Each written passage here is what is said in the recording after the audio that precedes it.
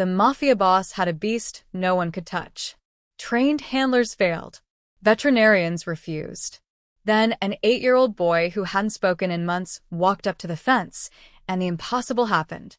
The most dangerous dog in the city sat down and whimpered like a puppy.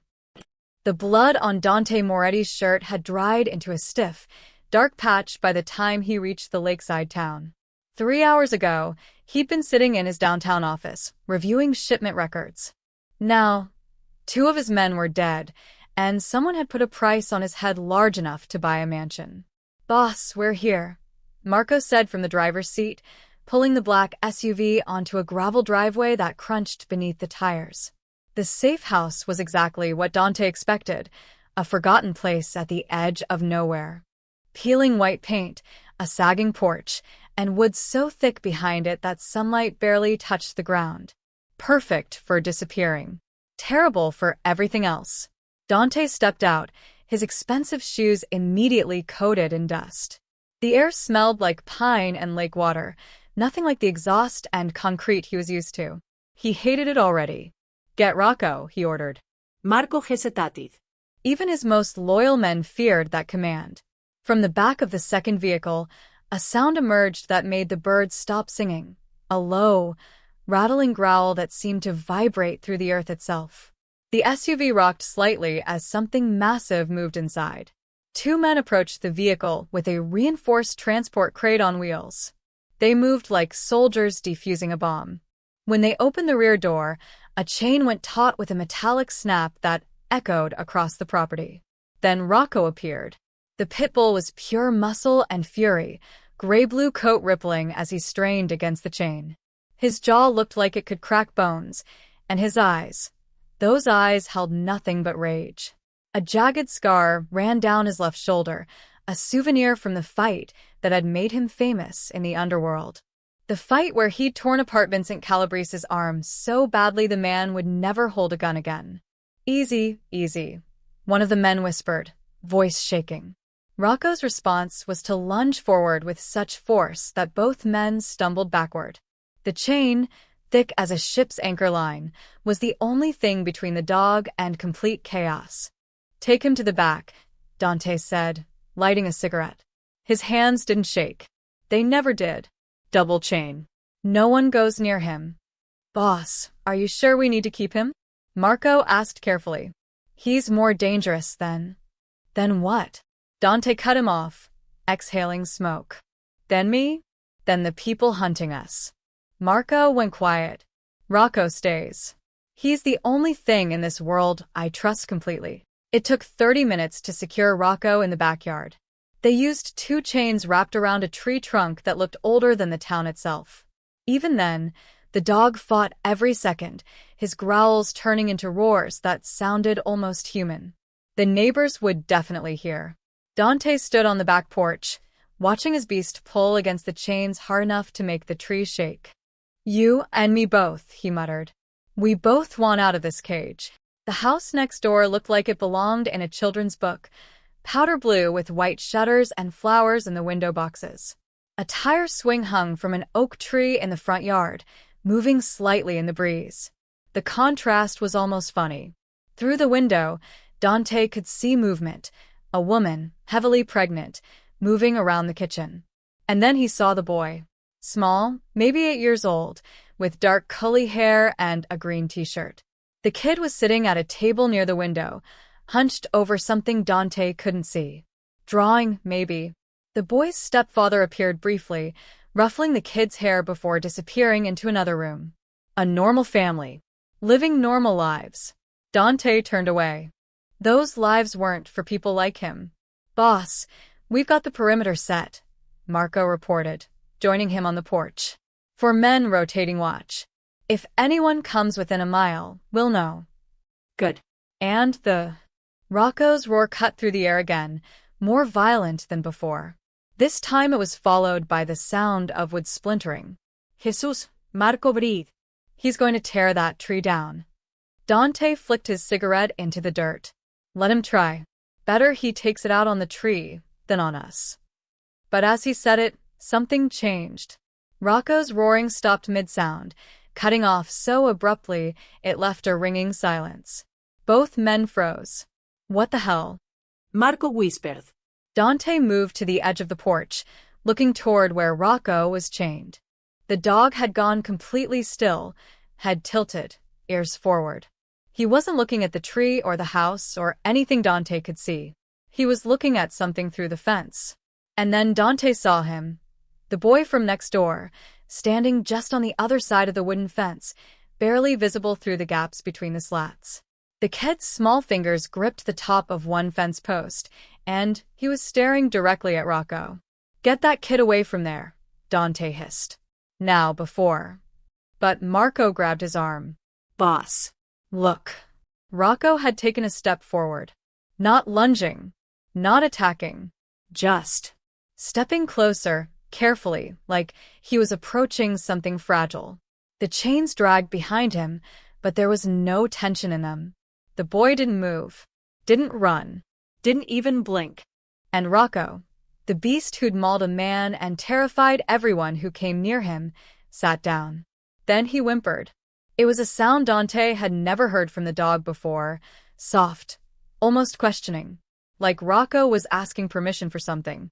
The boy's hand slipped through the gap in the fence, palm open and empty. "Mother of God," Marco breathed. He's going to lose that hand. But Dante couldn't speak. He could only watch as his impossible, violent, untouchable dog pressed his massive head against the fence, trying to reach the small hand on the other side.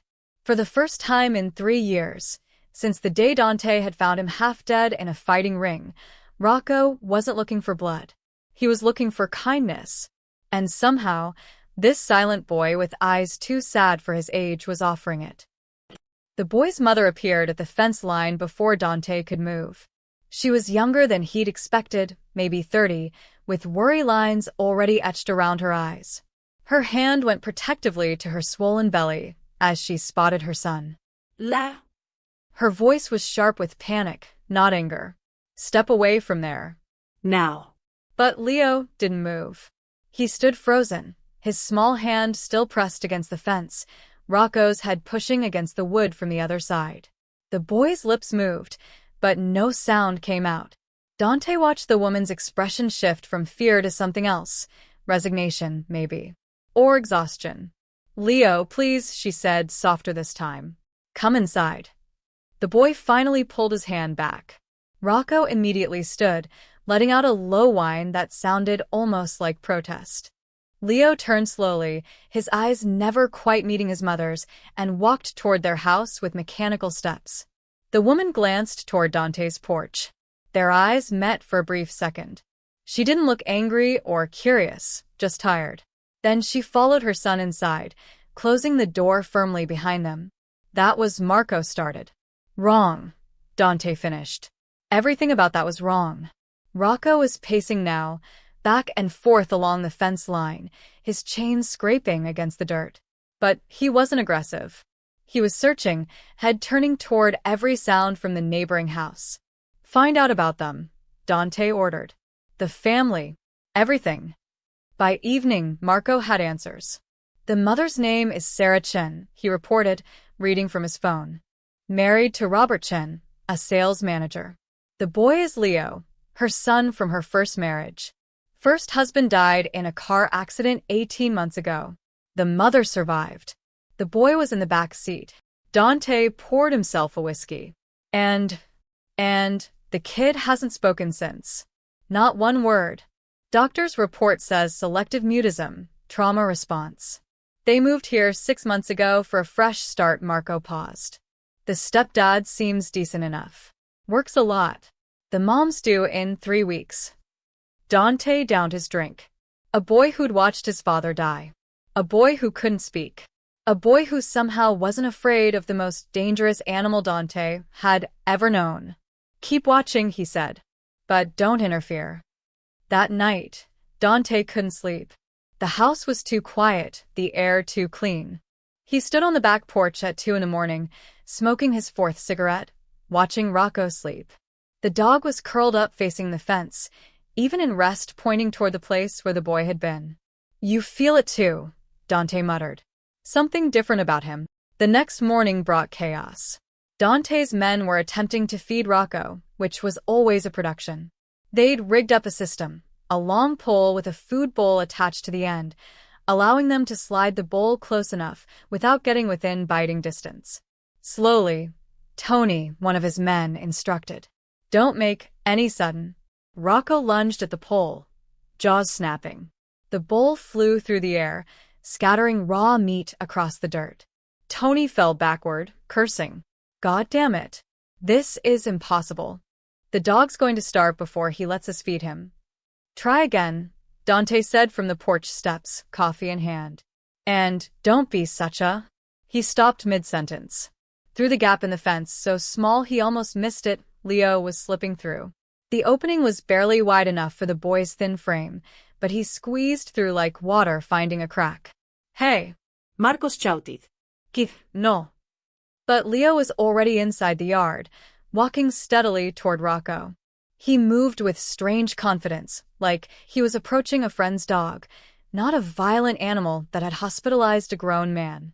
Dante's coffee mug hit the porch floor, shattering. "Don't shoot," he barked as one of his men reached for his weapon. Nobody move. Nobody breathe. The world seemed to slow down. Rocco turned, saw the boy, and went utterly still. For one terrible moment, Dante saw every muscle in the dog's body coil, saw the predator recognizing prey. Then Leo extended his hand. Not fast, not hesitant, just steady and open, palm down, the way you'd greet any dog. Rocco's ears flicked forward, his head lowered. And then, as four grown men watched in stunned silence, the beast that no one could touch took 3 slow steps forward and pressed his scarred head directly into Leo's small hand. The boy's fingers curled gently into Rocco's fur. And the dog sat. Just sat there like he'd been doing it his whole life, like he was exactly where he belonged. Leo's other hand came up, stroking down Rocco's neck, and the massive Pitbull leaned into the touch, eyes closing. A sound emerged from the dog's throat, not a growl, not a whine. A contented rumble. Dante realized he'd stopped breathing. Marco's voice was barely a whisper. "Boss." "What the hell are we seeing?" "A miracle," Dante said. "Or a curse. I haven't decided which." For 5 full minutes, no one moved. Leo stood in the dirt with Rocco's massive head resting against his chest, the boy's small hands moving in slow, gentle patterns through the dog's fur.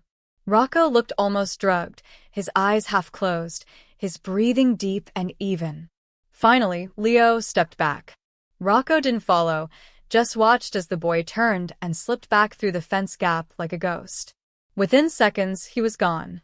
The moment Leo disappeared, Rocco's demeanor shifted. Not back to rage, but to something else, anticipation. He positioned himself, facing the fence, waiting. "Did that just happen?" Tony asked, still on the ground where he'd fallen. Dante was already moving.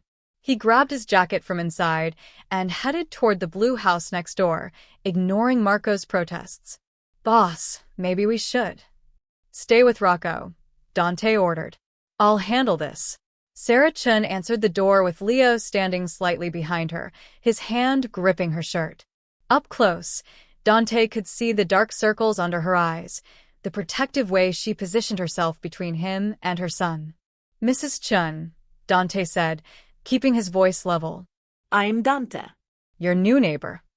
"I know who you are," her voice was steady, but her free hand stayed on the doorframe, ready to slam it shut. "And I know what happened this morning. I saw from the window. Then you know your son has a gift." "I know my son wandered into a dangerous yard with a violent animal," she said sharply. "It won't happen again. That animal," Dante said carefully, "hasn't let anyone touch him in 3 years.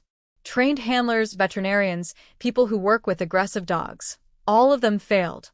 Your son walked up and pet him like he was a golden retriever." Sarah's jaw tightened. "What do you want?" "Permission. For Leo to visit Rocco.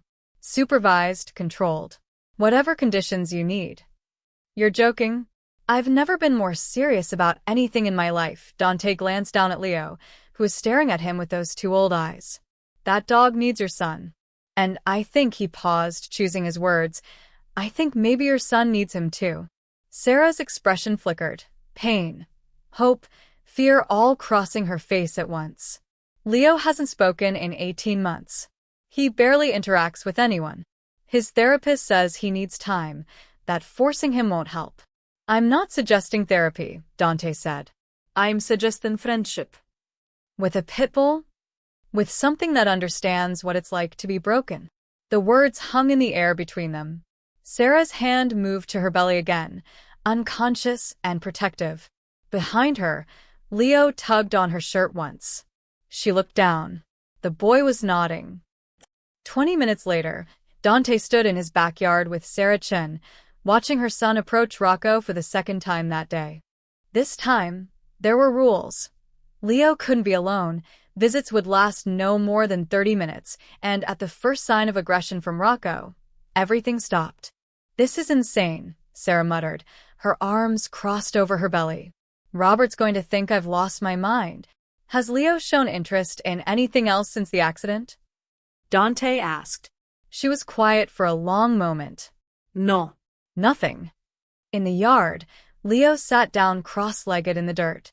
Rocco immediately moved closer, circling once before settling beside the boy, his massive head resting on Leo's lap. The boy's hand found the spot behind Rocco's ears, scratching gently. My God, Sarah whispered. Dante's men watched from the porch, equally stunned.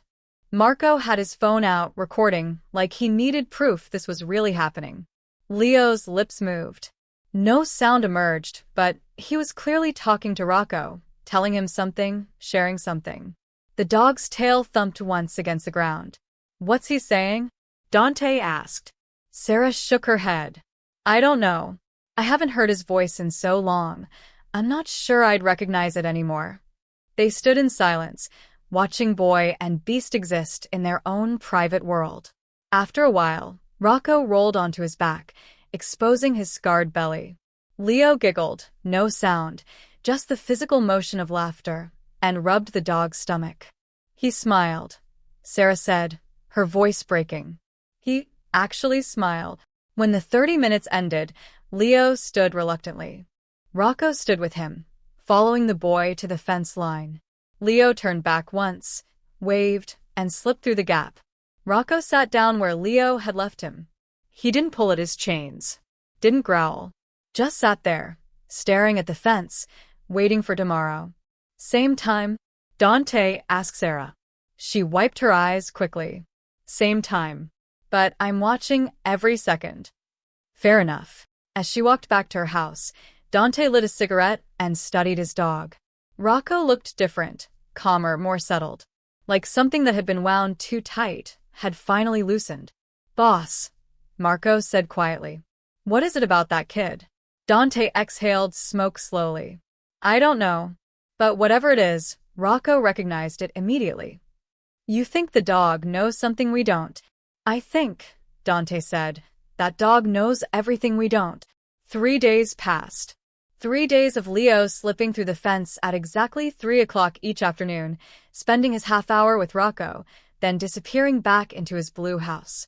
3 days of watching something impossible become routine. On the 4th day, everything changed. Dante was reviewing security reports when he heard it. Faint, but unmistakable. A voice. A child's voice, carried on the afternoon breeze through his open window. He moved to the back porch, so quickly he knocked over a chair. Leo sat in his usual spot, Rocco's head in his lap. But this time, the boy's lips weren't just moving. Sound was coming out. And the dragon lived in a cave, Leo was saying, his voice rusty and quiet, like an instrument that hadn't been played in years. But he wasn't scary. He was just lonely. Everyone was afraid of him because of his fire, but really, he just wanted a friend. Dante's chest tightened. He glanced toward the fence line where Sarah stood, her hand pressed against her mouth, tears streaming down her face. She'd heard it too. Leo continued, oblivious to his audience. Sometimes being strong makes people scared. But it doesn't mean you're bad. It just means you haven't found the right person yet. Rocco's tail thumped against the ground. Slow, steady, content. The dragon's name was Ash, Leo whispered, stroking Rocco's scarred shoulder. And he had burns all over from the fights he didn't want to be in. But then a boy came. And the boy wasn't afraid, because the boy understood. The boy understood. Dante found himself walking down the porch steps, moving closer. Leo looked up, startled, his voice cutting off immediately. But he didn't run. Just watched with those dark, knowing eyes. That's a good story, Dante said carefully, staying several feet back. Did you make it up yourself? Leo nodded once. The dragon sounds like someone I know. The boy glanced at Rocco, then back at Dante. His mouth opened, closed, then opened again. He's not mean, Leo said, the words barely audible. Just hurt. Something twisted in Dante's chest. Yeah, kid. That's exactly right. Sarah approached slowly, carefully, like she was afraid sudden movement would shatter the moment. Leo, baby, you're talking. Leo looked down at Rocco, his small fingers curling tighter into the dog's fur. Only to him. And he paused, glancing at Dante. And Mr. Dante. Just Dante, he corrected gently. Mr. makes me feel old. The ghost of a smile crossed Leo's face. That evening, after Leo had gone home, Dante sat on the porch with a bottle of whiskey and a head full of thoughts he didn't want. Marco joined him, 2 glasses in hand. The kid talked today, Marco said, pouring them both drinks. I heard. First time in 18 months, and it's to your dog, Marco shook his head. Boss, this is getting complicated. It was already complicated. You know what I mean. We can't stay here forever. When the heat dies down, when it's safe to move, what happens to the kid and the dog? Dante didn't answer. He'd been avoiding that question since day one. He's getting attached, Marco pressed. They both are. I know. Rocco studied the drawing with what Dante could only describe as interest, his head tilted. Dante, watching from the porch, found himself speaking. You're a good artist, Leo. The boy looked up. My dad taught me. Before. The word hung heavy before. Before the accident. Before the silence. Before the world changed. He must have been a good teacher, Dante said. He was good at everything. Leo's voice grew quieter. He could fix cars and make pancakes shaped like Mickey Mouse, and he always knew when I was sad even if I didn't say anything. Sounds like a good man. He was the best man. Leo's hand stilled on Rocco's head. Do you have a dad? The question caught Dante off guard. I did. Long time ago. Was he good? No, Dante said honestly. He was cruel. Angry. He taught me that power was the only thing that mattered. Leo considered this. That's sad. Yeah, it is. Is that why you're sad too? Dante blinked. No one had called him sad before. Dangerous, cold, ruthless, yes. But not sad. Maybe, he admitted. I never thought about it that way. Leo returned his attention to Rocco, but said quietly, Rocco's sad too. I can feel it. He had bad people before you. People who hurt him. How do you know that? Because, Leo said simply, hurt people recognize hurt people. My mom told me that once. From the mouth of an 8-year-old, it sounded like the truest thing Dante had ever heard. The diner sat at the edge of town, the kind of place with cracked vinyl booths and coffee that tasted like it had been brewing since yesterday. Dante went there on the 7th day, needing to see something other than the walls of his safe house. Marco protested. Boss, it's not safe. You should stay. I'll go insane if I stare at these trees one more day. Dante cut him off. 20 minutes. I'll take Tony with me. The diner was nearly empty, just an elderly couple in the corner and a waitress who looked half asleep. Dante slid into a booth facing the door, ordered black coffee, and tried to remember what normal felt like. It lasted exactly 12 minutes. The bell above the door chimed, and a man walked in. Mid-30s, leather jacket, a snake tattoo visible on his neck when he turned to scan the room. His eyes passed over Dante without recognition, but Dante knew the type. Knew the walk, the way he positioned himself with a view of all exits. He was a scout, and scouts meant hunters weren't far behind. The man ordered coffee to go, asked the waitress casual questions. Pretty quiet town. Nothing much happens here, huh? Not much, she agreed. Heard some new people moved in by the lake. Must be nice out there. Dante's hand tightened around his cup. Oh, the Morelli place? The waitress yawned. Yeah, some guys renting it. Keep to themselves, mostly. Although she lowered her voice conspiratorially, they've got this dog. Mean thing. You can hear it roaring all the way down the street sometimes. The man's interest sharpened. That right? Scared my neighbor half to death. She's got a little boy, worried sick that thing's gonna. Coffee to go, Tony said loudly, appearing at the counter and cutting her off. Make it two. The man with the snake tattoo glanced at Tony, then at Dante. Something flickered in his eyes, recognition, calculation. He paid for his coffee quickly and left. Boss, we need to move, Tony muttered, sliding into the booth. Now. How long have we got? If he's smart, he's already made the call. They could be here by tomorrow. Dante threw money on the table. They left through the back. That night, Dante stood on the porch smoking, watching the lights in Leo's house flicker, off one by one. His phone rang Marco with updates he didn't want to hear. 3 vehicles spotted on the highway, heading this way. Could be nothing, but... It's something, Dante said. Increase the watch. Tell everyone to be ready to move by dawn. What about the dog? Dante looked at Rocco, sleeping peacefully for the first time since they'd arrived, positioned as always facing Leo's fence. We take him, boss, if we have to run. We take him, Dante repeated firmly. That's not negotiable. He hung up and lit another cigarette. Across the fence, he saw movement. Leo's window, curtain pulled back slightly. The boy was awake, staring out into the darkness. Even from this distance, Dante could feel the weight of that gaze. Leo raised one small hand in a wave. Dante waved back. The curtain fell closed. The attack came at 2:30 in the morning. No cars, no headlights. They came through the woods like shadows, 6 men with weapons and silencers and orders to bring Dante back alive. For questioning, they'd say. For revenge, more likely. Rocco woke first, his low growl cutting through the silence like a blade. By the time the first gunshot shattered a window, Dante's men were already moving, returning fire from defensive positions.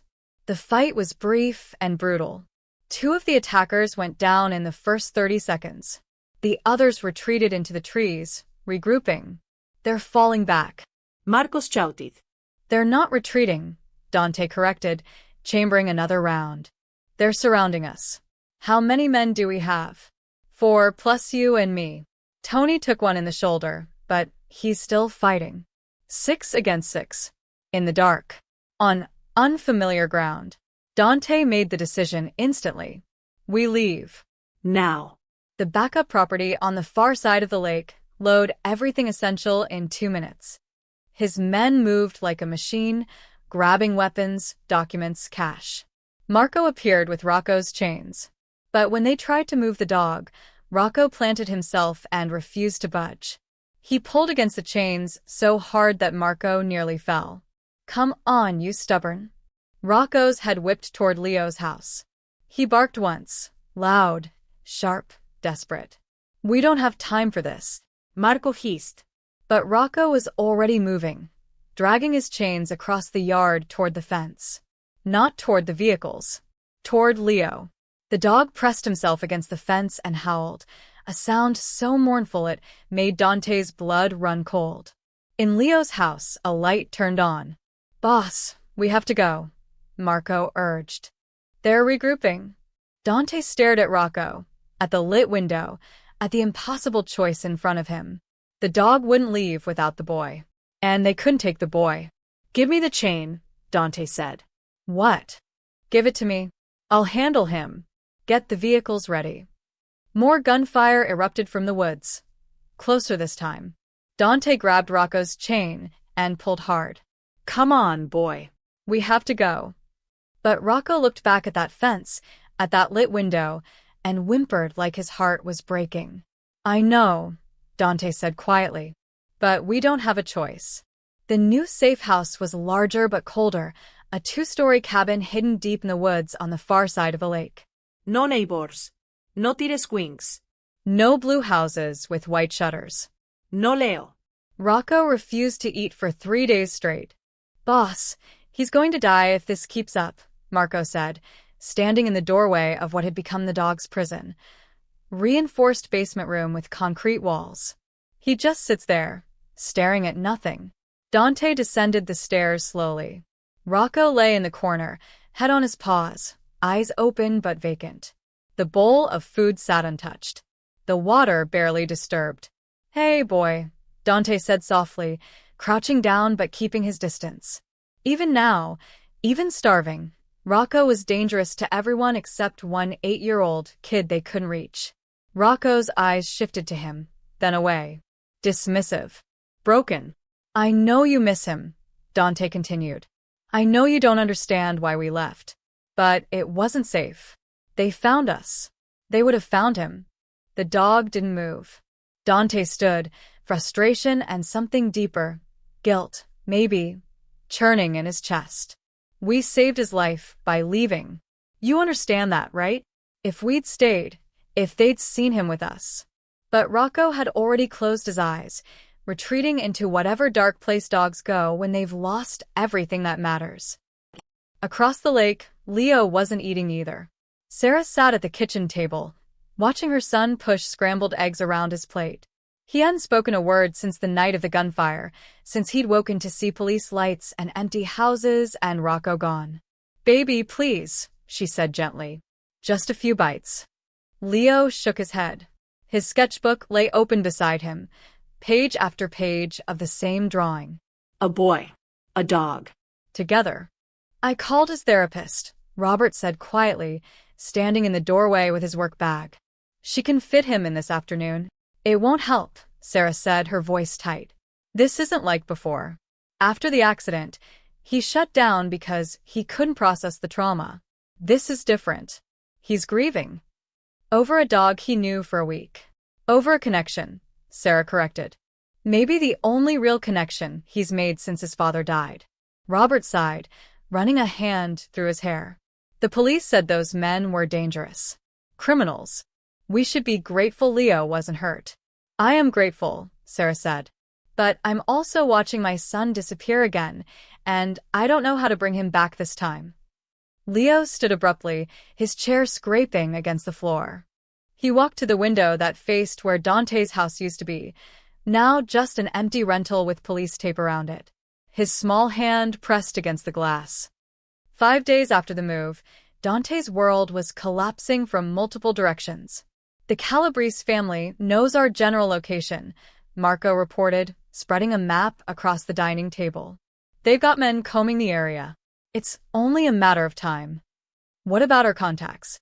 Anyone willing to negotiate? Boss, you mauled Vincent's arm with your dog. There's no negotiating. They want blood. Then we need to move again. Out of state this time. I've got a place in. The feds are asking questions too. Tony interrupted, his shoulder bandaged from the firefight. They found shell casings, traced the weapon's serial numbers. Someone talked. They're building a case. Dante lit a cigarette with shaking hands, the first time his hands had shaken in 15 years. How long? Week, maybe 2 before they have enough for warrants. After that. Tony shrugged. You're looking at 20 years minimum. That's if they can't tie you to the Riverside job. 20 years. Or death, from the Calabrese family. Those were his options. And the dog still won't eat, Marco added. Vet says maybe 3 more days before organ failure starts. Dante laughed, harsh and bitter. So, everyone's dying. Perfect. He walked outside onto the cabin's deck, overlooking the lake. Somewhere across that dark water was Leo. Was the blue house. Was a life that had felt almost normal for 7 days. 7 days. That's all it took for everything to change. His phone buzzed. Unknown number. He answered it anyway. At this point, what did it matter? Mr. Moretti? A woman's voice. Familiar. Sarah? I don't know how to reach you. The police wouldn't tell me anything. But I found one of your men's business cards in my yard and traced the number. She paused. It's Leo. He won't eat. Won't speak. Won't do anything. He's fading. Dante closed his eyes. The dog's the same. I know this is dangerous. I know what you are, what you're running from. But I'm asking you, Mother, to whatever you are. Please. My son needs to say goodbye. They both need closure.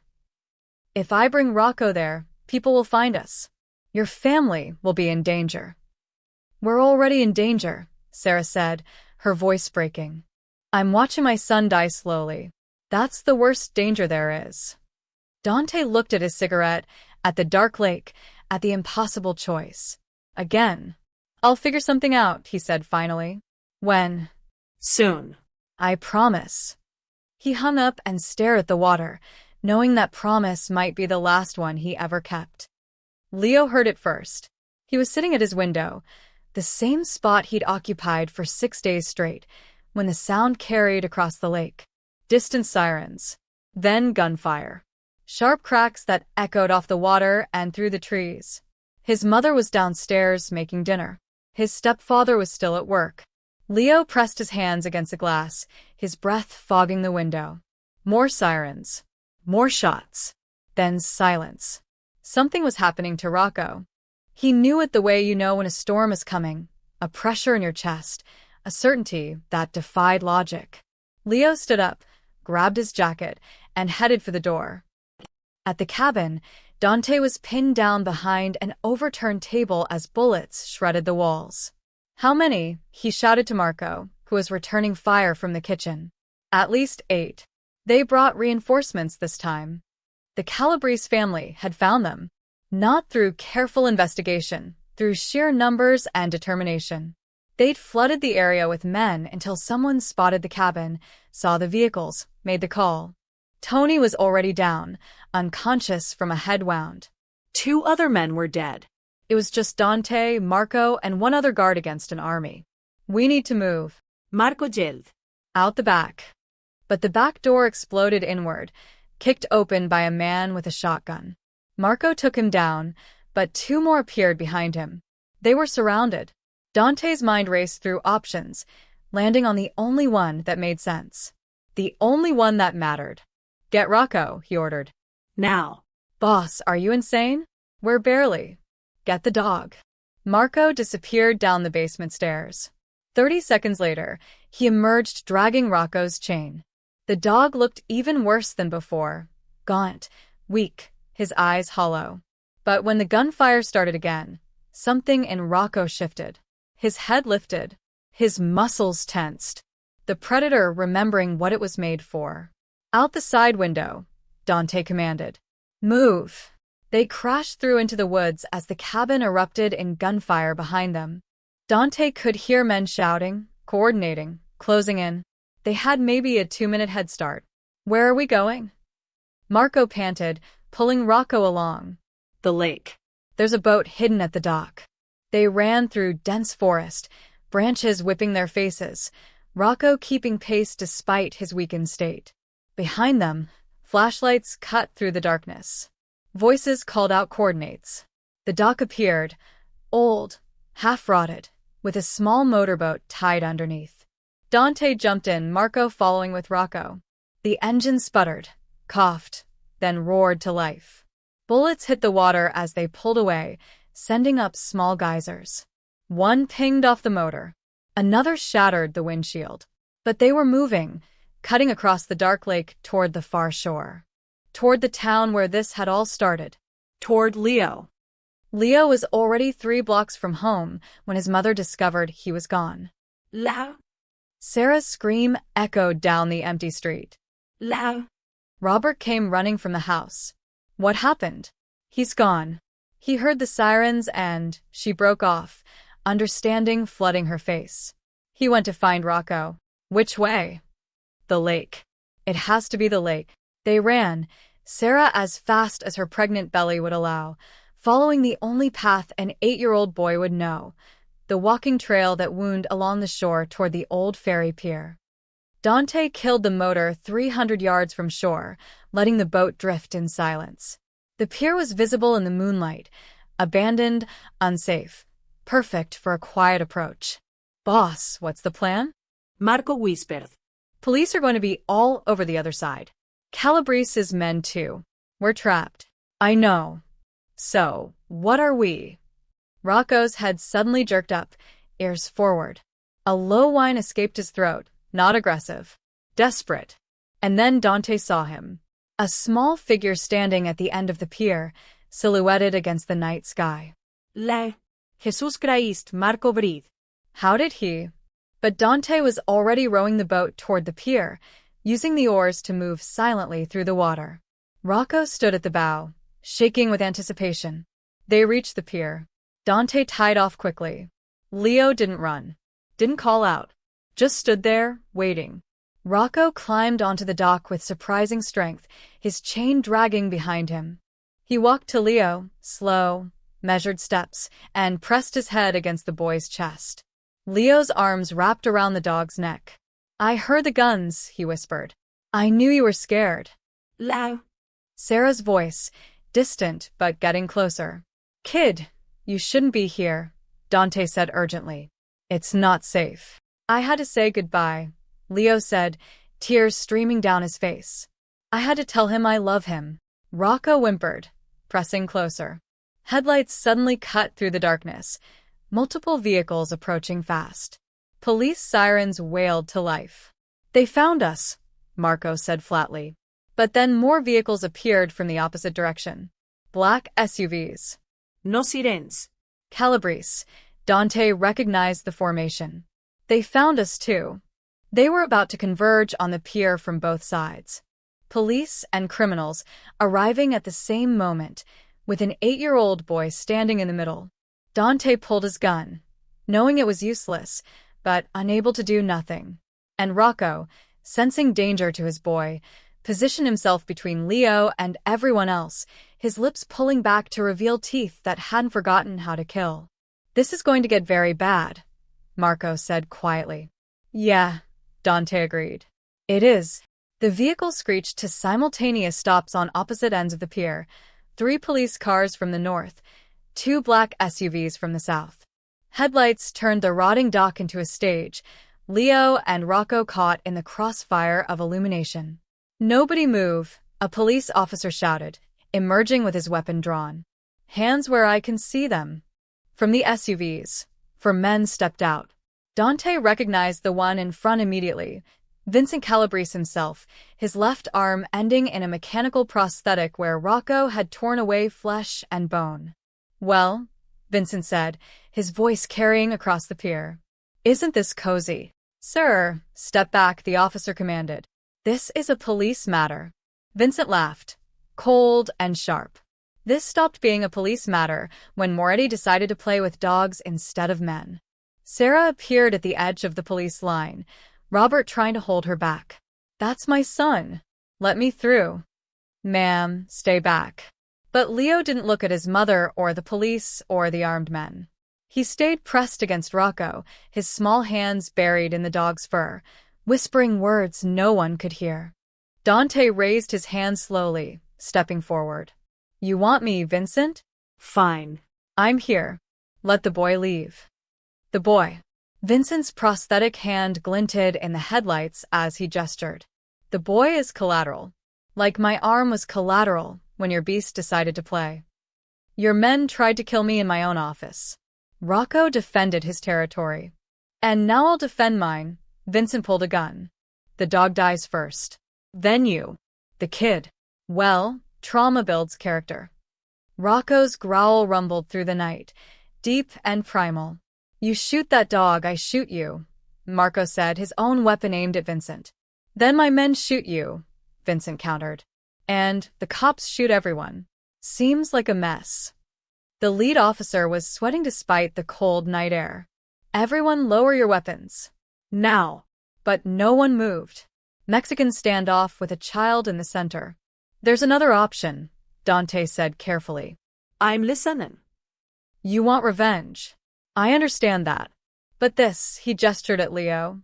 This isn't the way. Kill a kid's dog in front of him? That's not revenge. That's just cruelty. says the man who built an empire on cruelty. Yeah, Dante admitted. I did. And look where it got me. Standing on a rotting pier with everything I care about to be destroyed. That what you want? To become me? Vincent's jaw tightened. I want my pound of flesh. Then take it from me. I'll surrender. To you, to the cops, to whoever. I'll face whatever punishment is coming. Just let the boy and the dog walk away. Boss, no. Marco started. It's over, Marco, Dante said quietly. We both know it. Has been for a while. Sarah broke through the police line, running onto the pier despite the shouted warnings. She reached Leo and dropped to her knees, pulling him close. Baby, come on. We need to leave. But Leo shook his head, clinging to Rocco. He'll die without me, sweetheart. He won't eat, won't sleep. He'll die, Mom. I know he will. Leo's voice broke. Please. I can't lose someone else. Not again. The words hit Sarah like a physical blow. She looked at her son, really looked at him, and saw what she'd been missing. Leo wasn't just attached to Rocco. The dog had become his anchor, the one thing keeping him tethered to a world that had already taken too much. She turned to the lead officer, still on her knees. What happens to the dog? Ma'am, that animal is evidence in an ongoing investigation. That animal saved my son's life, she interrupted. Pulled him back from somewhere I couldn't reach. So I'm asking you, as a mother, what happens to him? The officer hesitated. Most likely, animal control. Given his history, they'll put him down, Dante finished. Call him too dangerous. He'll be dead within a week. No. Leo screamed, the loudest sound he'd made in 18 months. No, no, no. Rocco pressed against the boy, whining, confused by the distress. Vincent lowered his gun slightly, something flickering across his face. The kid really loves that beast. Yeah, Dante said. He does. Only person in the world who can touch him. Only thing in the world that makes him speak. Silence fell across the pier. Police, criminals, a family, and a broken mafia boss all watching an 8-year-old boy cry into the fur of a dog that shouldn't exist in his world. Finally, Vincent spoke. I want 3 years. What? Dante blinked. 3 years of your life. Prison time. You cooperate fully, provide testimony about the families you've worked with, make yourself useful to the feds. In exchange, the dog lives. With the kid. You'd negotiate for the dog.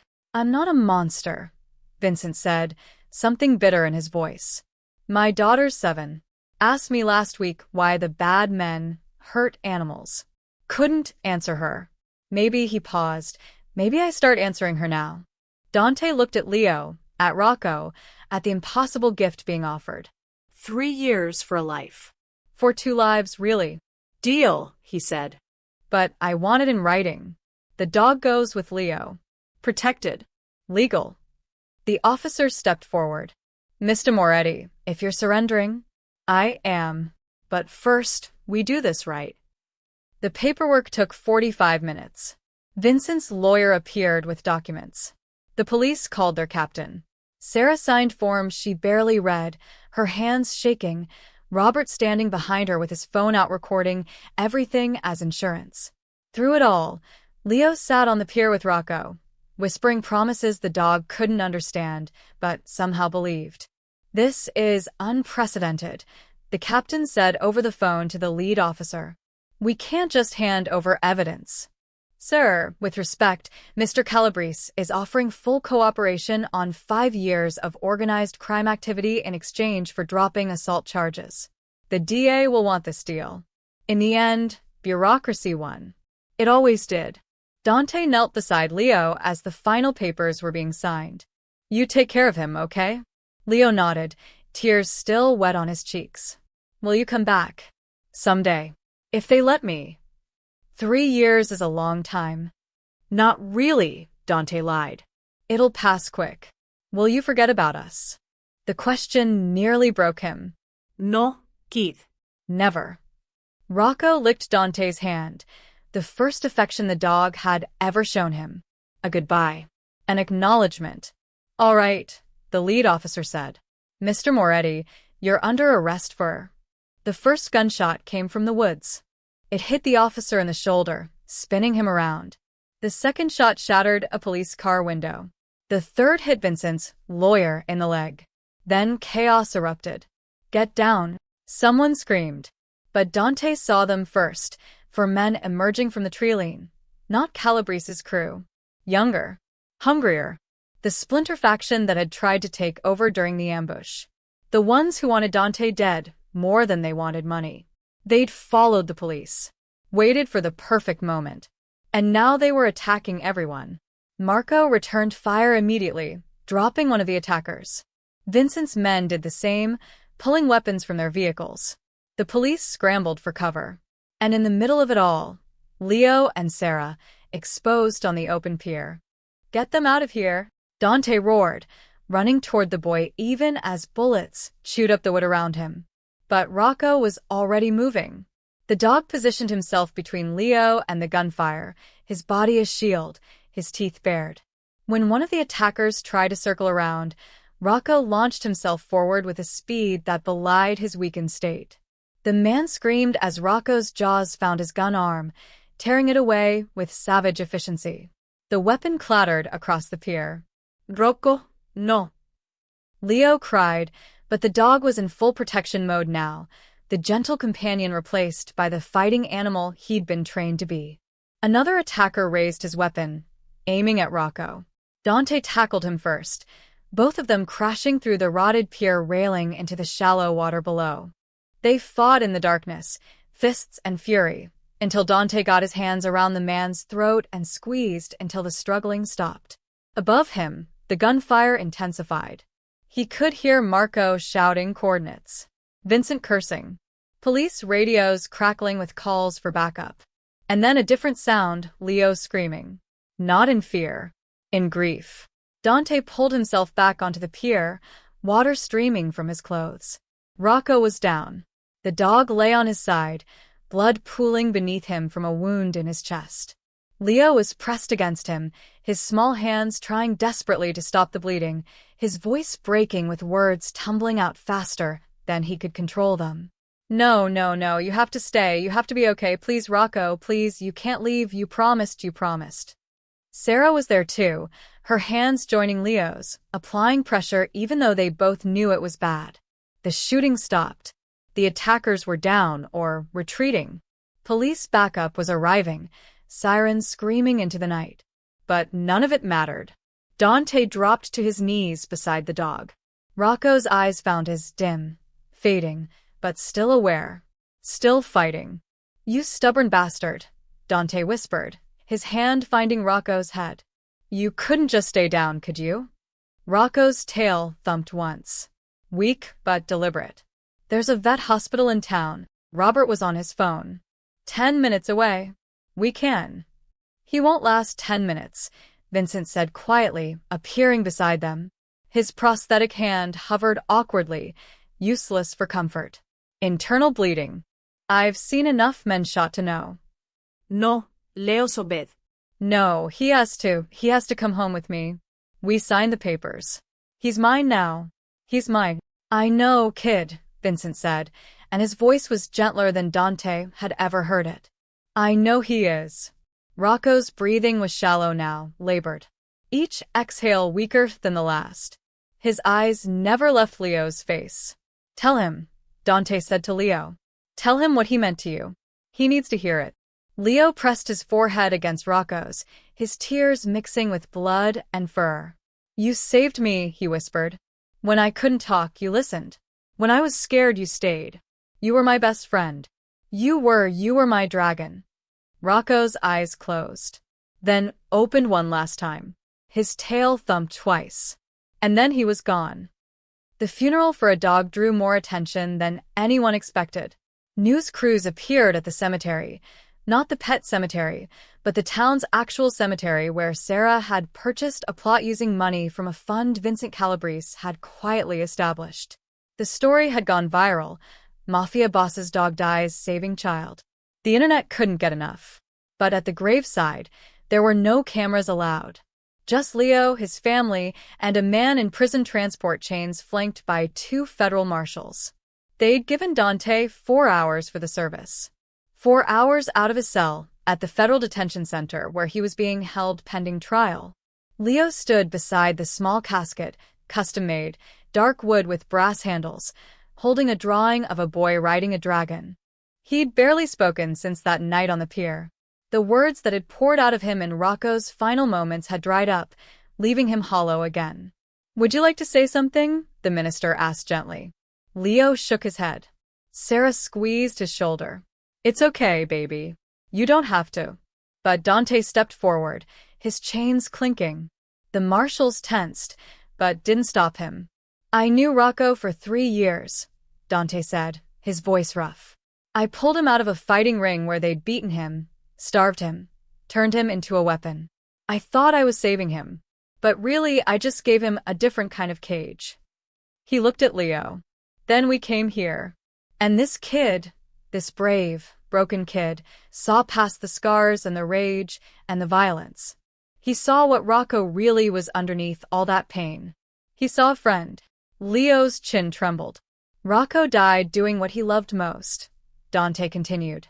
"Protecting someone who mattered. That's more purpose than most of us ever find. More than I ever gave him before, Leo." He stepped back. The marshals escorted him to a bench 20 feet away, close enough to observe, far enough to maintain security. They lowered the casket into the ground. Leo dropped his drawing in after it. 3 months later, Dante stood in a federal courtroom wearing a press suit that didn't quite fit. The charges were extensive: racketeering, conspiracy, assault, illegal weapons possession. The prosecution had built a case that should have put him away for 20 years. But Vincent Calabrese had kept his word. In exchange for Dante's cooperation, detailed testimony about organized crime operations spanning 5 cities, the charges were reduced. The prosecutor stood before the judge with an offer: 5 years, eligible for parole in 3 with good behavior. "Does the defendant accept these terms?" Judge Morrison asked. Dante's lawyer nodded. "He does, Your Honor." "Before I accept this plea, I'd like to hear from the defendant directly." The judge looked at Dante over her reading glasses. "Mr. Moretti, you've been involved in organized crime for 15 years. You've hurt people, destroyed lives. Why should I believe you're capable of rehabilitation?" Dante stood. "I don't know if I am, Your Honor. But 3 months ago, I met a kid who couldn't speak and a dog that nobody could touch. They found each other in the worst circumstances possible and made something good out of it. That taught me something I'd forgotten: that broken things can still heal if they find the right connection." "That's a nice speech, Mr. Moretti. But speeches don't undo damage." "No, ma'am." "They don't. But action does. I've provided the FBI with information that's already led to 12 arrests. I'll continue cooperating. I'll serve my time. And when I get out," he paused, "when I get out, I'm going to be someone that kid doesn't have to be ashamed of knowing." Judge Morrison studied him for a long moment. "The court recognizes the defendant's cooperation and accepts the plea agreement. 5 years, federal minimum security facility, eligible for parole in 3 years." The gavel fell. As they led him away, Dante saw Sarah in the gallery, holding Leo's hand. The boy looked older somehow, the weight of the past months visible in his eyes. But he met Dante's gaze and nodded once. It was enough.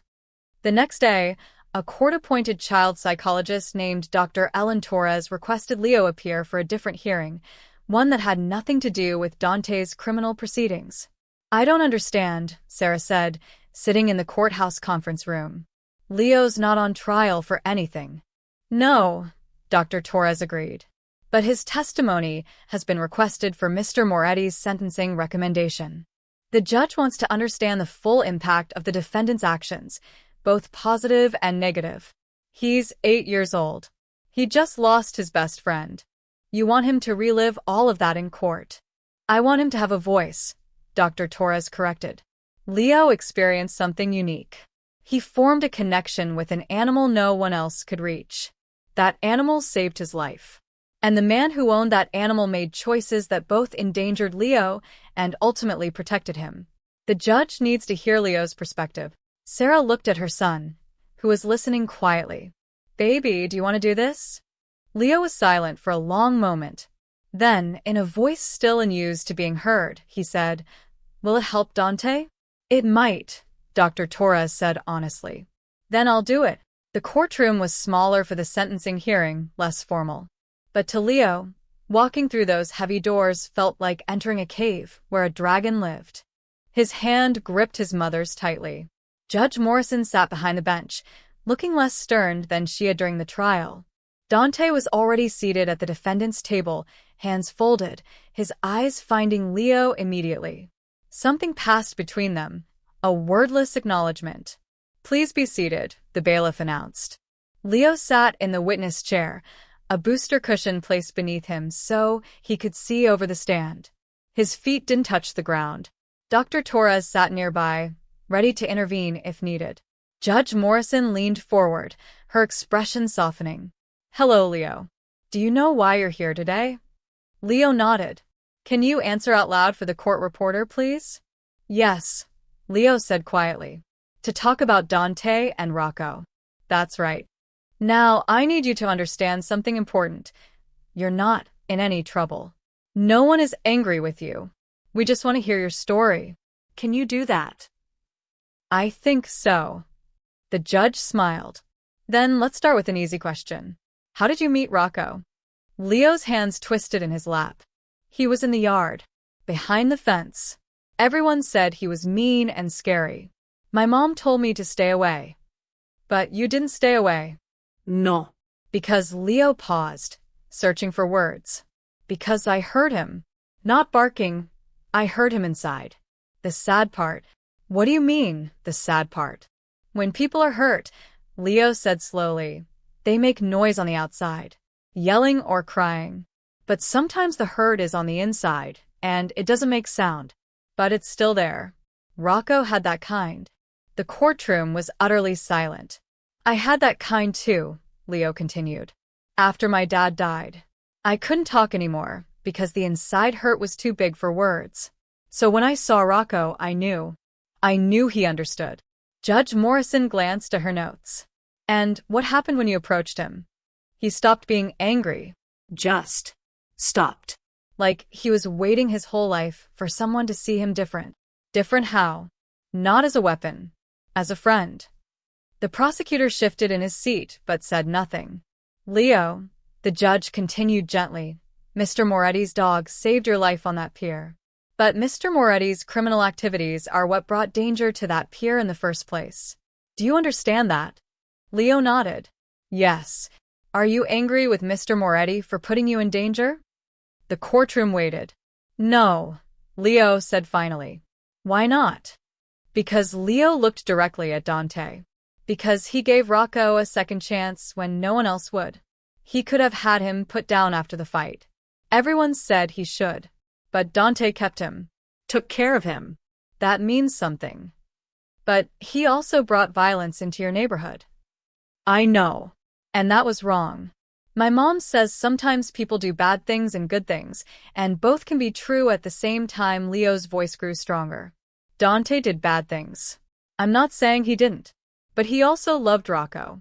And at the end, he tried to protect me. He was ready to give up everything so Rocco could live with me. That doesn't erase his crimes. No, Leo agreed. But it means he can change. Rocco changed. I changed. Why can't he? Judge Morrison sat back, studying the small boy with ancient eyes. Do you think Mr. Moretti deserves a second chance? I think, Leo said carefully, that Rocco would want him to have one. Rocco protected both of us that night. He died protecting both of us. If we don't try to be better after that, then what did he die for? The words hung in the air like smoke. The prosecutor stood. Your Honor, with respect, this is a child who's been through trauma. His judgment, Judge Morrison interrupted, is remarkably clear, Counselor. Sit down. She turned back to Leo. Is there anything else you'd like to say? Leo thought for a moment.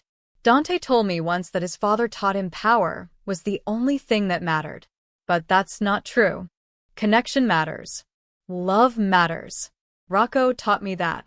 And I think maybe Rocco taught Dante that too. he just needs time to understand it. Thank you, Leo. You've been very brave, the judge nodded to Sarah. You may step down.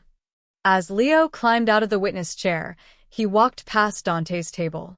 He stopped, reached into his pocket, and pulled out a folded piece of paper.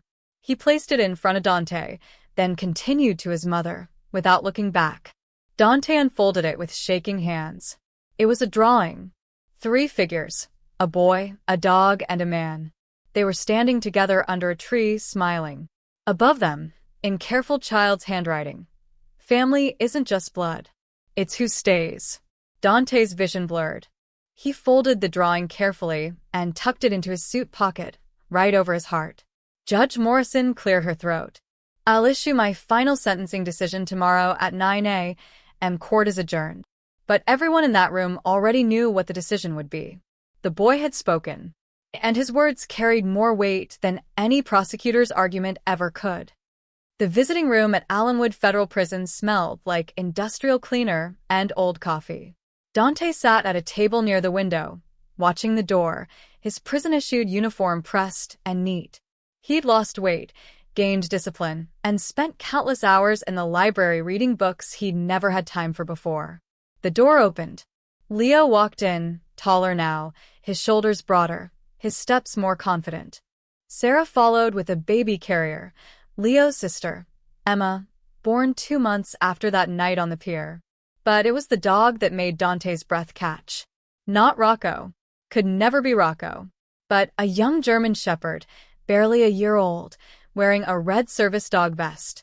The dog walked calmly beside Leo, attentive and trained. Dante. Leo's voice was clear, strong, no hesitation. They sat across from each other, the table a barrier that couldn't diminish the warmth. You got a new dog, Dante said, nodding toward the shepherd. His name is Ash, Leo said, one hand resting on the dog's head. Like the dragon in my story. The shelter was going to put him down because he failed police training, too gentle, they said. So, we adopted him. Too gentle isn't a failure. That's what I told them, Leo smiled, a real smile that reached his eyes. We've been training together. He's officially my service dog now. Helps with anxiety and nightmares. You still get nightmares. Sometimes. About the pier. About the blood. Leo's hand tightened in Ash's fur. But Ash helps. And therapy helps. And Mom says it's okay to be scared sometimes as long as you don't let it stop you. Sarah spoke up. Leo testified before the parole board last month. Dante looked up sharply. You didn't have to do that. Yes, I did, Leo said firmly. You kept your promise. You cooperated with the FBI. You've been a model prisoner, the warden told us. You earned a second chance. The board granted early parole, Sarah added. Pending final approval, you'll be released in 6 months. 6 months. After 18 months served, 6 more until freedom. Dante's hands trembled. I don't know what to say. Say you'll come visit when you get out, Leo said. Say you'll meet Emma properly. Say you'll help me train Ash. You knew Rocco better than anyone. Leo, I van Exkon. Your family doesn't need that association. You're a friend, Leo interrupted. That's what you are. Mom says so too. Dante looked at Sarah, who nodded. You made mistakes. You paid for them. And somewhere in all that darkness, you helped my son find his voice again. That counts for something. Rocco did that. Not me. You brought Rocco into our lives, Sarah countered. You protected Leo when it mattered most. You chose us over escape. Those were your choices, Dante. Own them. The baby stirred in her carrier, making small sounds. Sarah lifted her out, and Emma blinked up at the world with curious eyes. She looks like you, Dante said softly. She has her father's stubborn streak, Sarah said with a tired smile. Won't sleep unless someone's holding her. That's not stubborn. That's smart. She knows what matters. Leo pulled out a folder from his backpack. I brought something. My teacher said I should show you. Inside were essays, certificates, report cards. All A's and B's. A certificate for completing a junior therapy dog training program. A newspaper article about Leo speaking at a local school about pet adoption and second chances. You've been busy, Dante said, pride thick in his voice. You told me broken things can heal, Leo said. I'm proving it. And when you get out, you can prove it too. I don't know what I'll do. Who's going to hire an ex-Mafia boss? Vincent Calabrese offered you a job, Sarah said. Dante stared. What? He started a nonprofit. Rescues fighting dogs, rehabilitates them, trains them as service animals. He said he needs someone who understands broken things. Someone who knows what second chances look like. She slid a business card across the table. He left this for you. Dante picked up the card. Second Chances K9 Rescue. Vincent Calabrese, founder. He's serious? He named the organization after Rocco. Leo said quietly. The first dog they saved is living with his daughter. He says Rocco taught him that strength isn't about violence. It's about protection. Dante's eyes burned. He blinked hard, but the tears came anyway. I don't deserve this. Maybe not, Leo agreed. But Rocco died believing you could be better. Are you going to prove him wrong? The question hung between them, simple and devastating. Ash suddenly placed his paw on Dante's hand through the table gap. The touch was gentle, deliberate, like permission being granted. Even the dog thinks you deserve it, Leo said with a grin. Dante laughed, rough and broken, but genuine. The first real laugh in 18 months. Okay, he said, wiping his eyes. Okay, I'll try. That's all anyone can do, Sarah said. 6 months later. Dante walked out of Allenwood Federal Prison into morning sunshine wearing donated clothes and carrying a box of his possessions. A car waited in the parking lot. Leo sat in the back seat, Ash beside him. Sarah was driving.